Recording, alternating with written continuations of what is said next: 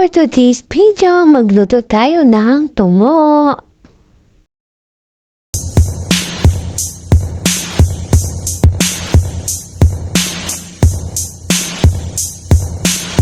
Have a blessed day, everyone! Ito po ang tungo. Alam niyo ba ang tungo? Kumakain ba kayo nito? Ang tungo po ay kapatid ng ubag, ng ube, ng lima-lima. Ang puno po niyan ay baging at naglalaman sa ilalim. Ang laman niya ay kulay puti. Again, ang tamis ng lasa niya. At ito ang mga sahog, bayabas, yung isa medyo hilaw pa. Patolang, palikpik, sitaw, piniritang tilapia. Mas masarap kung inihaw na tilapia o inihaw na hito o inihaw na bulig at bagoong. Ayan na, luto natin na yan ang mga sangkap.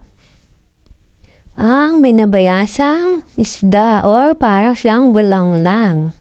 At yan ng aking bugi, kuhanan ko daw siya. Una, ipakuluan muna natin ang ating tungo ng lumambot. Isabay nga natin ng sitaw dahil matagal din siyang lumambot. At yan, takpan natin para lumambot agad ang ating pinapakuluan. Ilagay na rin natin ng bayabas para lumasa. Pati na rin ang tilapia para lumasa sa sabaw. Yan, dalawa ang nilagay ko. Kasi madudurog. At ayan na niya ang ating tilapia. Pakuluan natin. Hanggang siya ay lumasa sa sabaw. Lagyan na rin natin ng asin.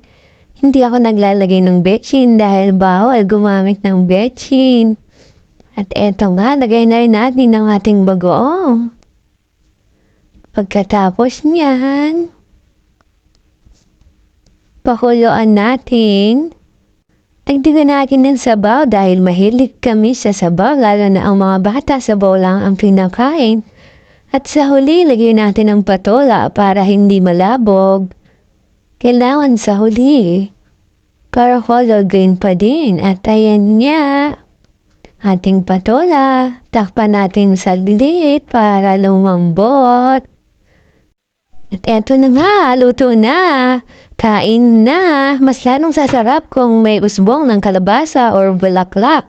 At kabuti. Thank you for watching. God bless us all.